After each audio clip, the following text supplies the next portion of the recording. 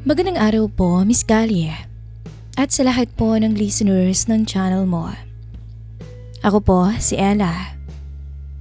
Maagang nawala ang mga magulang ko, kaya natuto akong mamuhay mag-isa. 5 taon na rin ang nakakalipas nung maghiwalay kami ng ex ko. Ngayon, mag-iisang taon na akong kasal sa asawa ko na si Michael.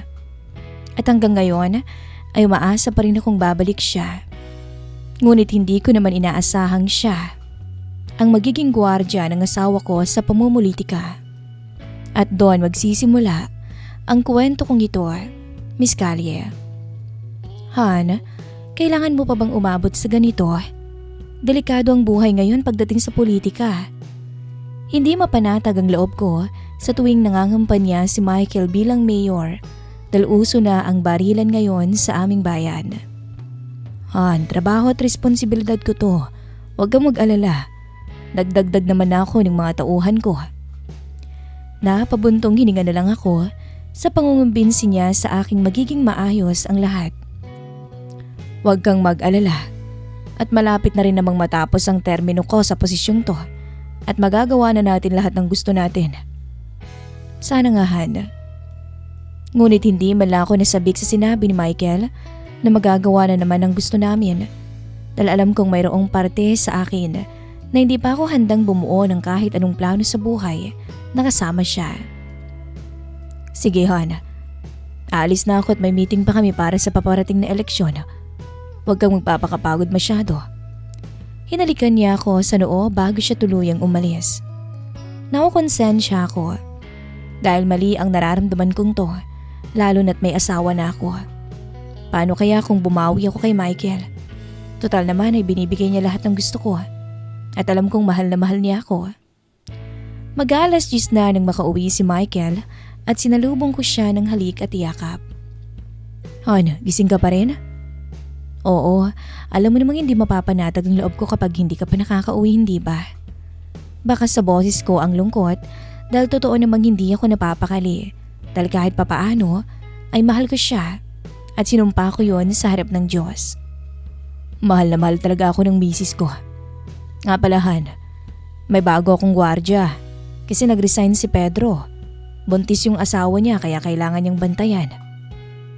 Ganun ba? Sana ay mapagkakatiwalaan yung bagong gwardya mo. Lalo ngayon mainit ang politika. Nag-aalanganin kong sabi. Huwag kang mag-alala. Tsaka nirekomenda rin siya sa akin ni Pedro. Dahil matalik niyang kaibigan si Don. Bigla naman akong natigilan nang marinig ang pangalan ng lalaking hindi ko pa rin kayang kalimutan. Dom? Nauutal kong tanong. Oo, retiradong sundalo sa Antipolo. Bakit? Wala naman, Han. Magilamos ka na at nang makapagpahinga ka na rin. Pagde-deny ko. Pero baka naman hindi siya. Baka naman kapangalan lang niya to. Kaya pinagsawalang bahala ko na lamang. Kinaumagahan, kagaya ng nakasanayan ay maaga akong nagising para magluto ng agahan. Ngunit halos mapatulon ako nang paglabas ko ng kwarto ay bumungad sa akin ang bagong tauhan na tinutukoy ng asawa ko. Si Dom. Sa sobrang aliwalas ng itsura, matipuno at hapit na hapit ang suot nitong polo sa braso, hindi ko siya makakalimutan. Bakas din sa mukha nito ang gulat nung makita niya ako. Ella? Mahina niyang sabi. Anong ginagawa mo rito? Hindi ko na mapigilang mangilid ang mga luha ko. Kailan ka pa bumalik? Paus kong sabi. Nitong nakaraang linggo lang. Kumusta ka na? At nakuha pa niyang tanungin yun sa akin. Hindi ko siya sinagot dahil wala akong lakas ng loob na sagutin siya. Kasabay rin noon ay lumabas si Michael sa kwarto. Han, mauna na ako ha at sobrang aga ng lakad namin ngayong araw. Siya nga pala si Dom, yung sinasabi kong bago kong gwardya. Kalmadong sabi ni Michael dahil wala siyang alam. I see. Hindi maimpinta ang itsura ko ngayon. Aalis na kami, Han. I love you. Sabay kuha nito sa gamit at nagmamadaling umalis. Lumingon naman sa akin si Dom at agad na sumunod kay Michael. Napasa po ako sa noo ko nang makaalis na sila. Bakit? Bakit ngayon pa siya bumalik? Bakit ngayong handa na akong kalimutan siya? Sumapit ang gabi, naririnig ko na ang busina ng sasakyan ni Michael sa labas. Pagbukas ng pinto, naunang pumasok si Michael. Baka sa itsura nito ang pagod. Hana, grabe ang traffic. Buti na lang at napakalaking tulong ni Dom sa mga lakad ko kanina. Bungad ni Michael sabay halik sa aking pisngi. Sumunod na pumasok si Dom. Bit-bit naman ito ang ilang paper bags na dinaanan nila. Sandali kaming nagkatitigan at agad akong nag-iwas ng tingin. Mabuti naman kung ganun, Han. Sabi ko na pilit na pinapatatag ang boses. Mauna na muna ako sa labas. Sir Michael, i-check ko lang yung paligid ng bakod at maggagabi na. Magalang na pakiusap ni Dom. Sige Dom, maraming salamat. Kumain ka muna sa kusina mamaya bago ka mag-duty sa labas. Sagot naman ni Michael. Nang makalabas si Dom, ay dinalan ko ng tubig si Michael sa may sala. Habang umiinom siya, hindi ko na rin mapigilang magtanong. Sinusubukan ang lalim ng sitwasyon. Han, safe ba talaga na dito siya sa loob ng bahay natin madalas? I mean, hindi ba pwedeng sa labas lang ng gate ang pwesto niya? Natuwa ng bahagya si Michael at hinawakan ng kamay ko. Ano ka ba, Han? Ikaw nang nagsabi mainit ang politika ngayon. May mga natanggap na nga rin akong banta eh. Si Dom ang pinagkakatiwala ang tao ni Pedro. Tsaka nakita ko kanina, napakahusay niya. Huwag kang mag-alala. Protektado tayo rito. At tinalikan niya ulit ako sa noo bago magpatuloy. At tsaka, Han, pupunta ako ng Amerika ngayong week. 2 buwan ako roon para asikasuhin yung kaso ni Papa. Kaya kakailanganin mo ng gwardiya dito at kasama. Agad akong natigilan at hindi ko alam ang sasabihin. 4 na araw na rin ang nakakalipas nung umalis si Michael papuntang Amerika. Nakatayo si Dom sa may hamba ng pinto ng kusina habang pinapanood ang bawat kilos ko. Ella, bulong niya. Pwede ba tayo mag-usap? Pakiusap po. Ano pa bang pag-uusapan natin, Dom? Bodyguard ka rito ng asawa ko. Trabaho lang pinunta mo rito, di ba? Kaya pakiusap. Tama na. Lumapit siya sa akin. Sapat na para maamoy ko ang pamilyar niyang pabango. Hindi ko alam na asawa mo si Michael, Ella. Kung alam ko lang. Kung alam mo lang ano. Pagpuputol ko sa kanya. Ramdam ko ang init ng luhang nagbabadya ng pumatak. Aalis ka? Maghahanap ka ng iba? Magtatago ka ulit? Kagaya ng ginawa mo 5 taon nang nakararaan? May dahilan naman ako kung bakit ako nawala, Ella. Wala na akong pakialam sa dahilan mo, Dom. Huminga ako ng malalim at muling humarap kay Dom gamit ang nanginginig na bulong. Ang tagal-tagal kitang hinintay. Mas malalaman kung umalis ka kasama si Lexi. Humakbang siya para lumapit sa akin hanggang sa maramdaman ko ang sulok ng lababo sa aking likuran. Sino namang may sabi sa yung kasama ko si Lexi? Ang boses niya ay mas lalong lumalim. Nagsiselos ka pa rin ba sa kanya? Mahal mo pa rin ako, no? Huwag kang mag-alala. Kasi ganun din ang nararamdaman ko para sa'yo. Hindi ako nagsiselos. Depends ako. Pero traidor, Miss Callie ang boses ko. Itinaas ni Dom ang isang kamay at dahan-daang inipit ang ilang hibla ng buko sa likod ng aking tenga. Ang dulo ng mga daliri niya ay sadyang dumaan sa aking pisngi pababa sa aking leeg. Kinilabutan ako sa pamilyar na pakiramdam na yun. Hindi ba? Galit ka lang kasi akala mo may iba ako. Pero yung totoo, gabi-gabi kitang iniisip doon sa kampo. At ngayong nakita kita ulit, hindi ko na alam ang gagawin ko. Dom, tumigil ka. May asawa na ako. Banta ko. Pero ang mga kamay ko na dapat ay nagtutulak sa kanya ay nakahawak ngayon sa matitipuno niyang braso.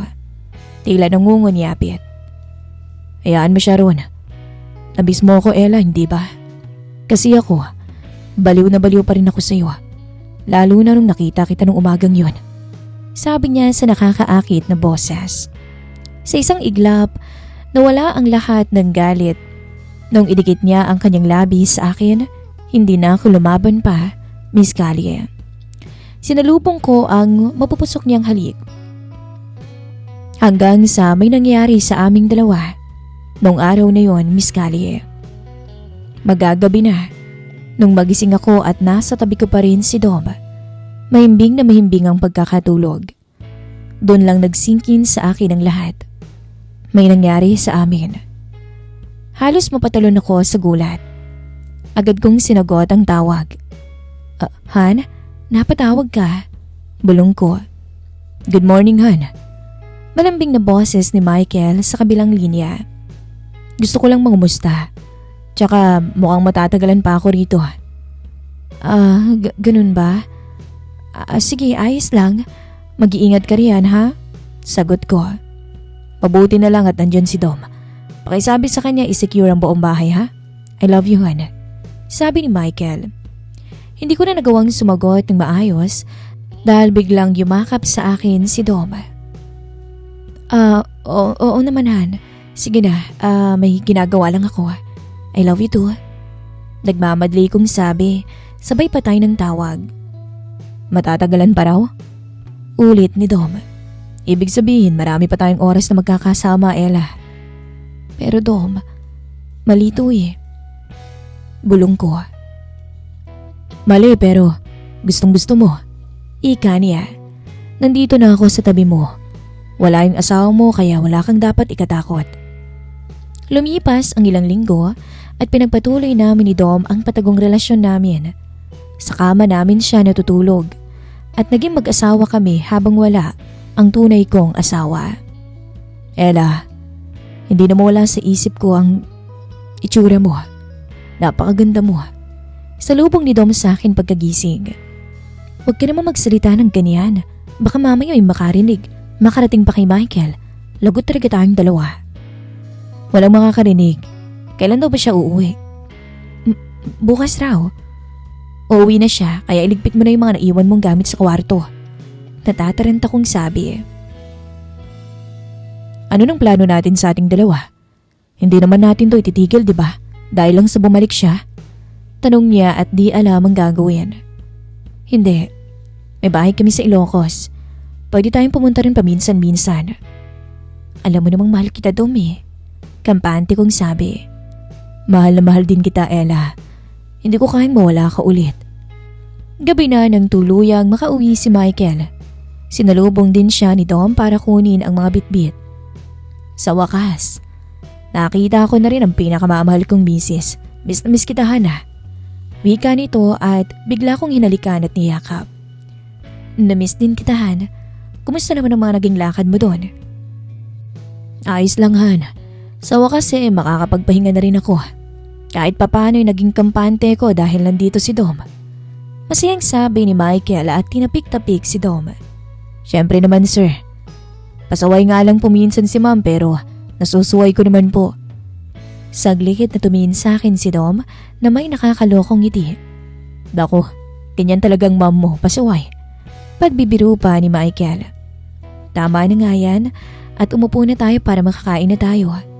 Pagputol ko sa kanilang dalawa. Abala ko sa pag-prepare ng hapag habang nakabuntot naman sa akin si Dom. Ilang araw pa kaya akong magtitiis? Kailan ba siya aalis? Hindi ko kasi kayang tumagal ng 1 linggo na hindi ka nakakasama eh. Pagbibiro niya sa akin sa kusina. Dom, ano ba? Nandito na si Michael oh. Umayos ka nga. Wika ako sabay kuha sa sinabawang ulam para idala sa mesa. Ngunit hinalikan ako ni Dom. Dahilan para matapon ng kaunti ang sabaw sa akin. Napasigaw ako dahil sa init. Agad namang pinunasan ni Dom ang binti ko at yun ang tagpong nakita ni Michael. An, anong nangyari? Natatarantang sabi ni Michael. Sorry po sir. Nasagi ko po si Ma'am kaya natapon yung sabaw. Pagsingit ni Dom. Ganun ba? Sa susunod ay mag-iingat ka. Ayos ka lang ba, Han? Nag-aalala lang sabi ni Michael. Oo, Han. Tara na, kain na tayo. At tiningnan ko ng masama si Dom bago umalis. Kinabukasan, abalang-abala ako noon sa paglilinis at paglalaba ng maaga dahil umalis si Michael para pumunta sa munisipyo.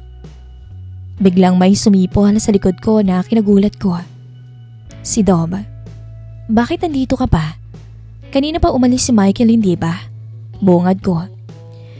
Iba na ang nakatoka kay boss eh. Bumalik na si Pedro. Ako na ang magbabantay dito ngayon sa bahay niyo. Sabi nito at pinagpatuloy ang pagsipol. Pwede bang tumigil ka na, Dom? Nakakarindi na yung boses mo eh. Reklamo ko. Hindi ko maiwasang magpapansin sa'yo eh. Lalo na, kitang-kita ko yung kagandahan mo. Nakangising sabi nito. Bakit? Namimiss mo ba ako kaagad? Hindi ko na naiwasang patulan pa ang mga biro ni Dom dahil alam ko sa sarili kong nananabik na rin ako sa kanya. Lumapit siya sa akin. Walang oras na hindi kita namimiss, Mama. May diin sa huling salita niya. Asus, halika na nga, tulungan mo na lang ako dito. Tinulungan niya ako ni Dom at masaya kami hanggang sa natapos. Umalis rin siya pagpatak ng 6:00 dahil pinatawag siya ni Michael. Hindi ko alam kung bakit at hindi ko mapigilan ng sarili kong mapalapit na ng gusto kay Dom Miscali. Alam kong may asawa akong niloloko. Pero wala na yata akong konsensya. Sobra-sobra yata sa pagkademonyo ang sarili ko dahil sa nagawa kong pumatol sa iba. Pero kahit ganun pa, hindi ko kayang itigil yung relasyon namin ni Dom dahil mahal na namin ang isa't isa. Abala ako sa pagtutupi ng mga damit nang biglang lumapit si Michael sa akin. Han, kaninong damit to? Wala naman akong naaalalang may damit akong ganito. Naguguluhang tanong ni Michael sa akin.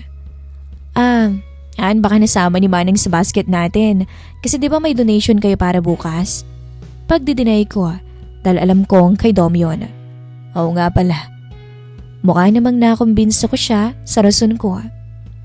Nagulat kami parehas nang biglang sumulpot si Dom sa pintuan.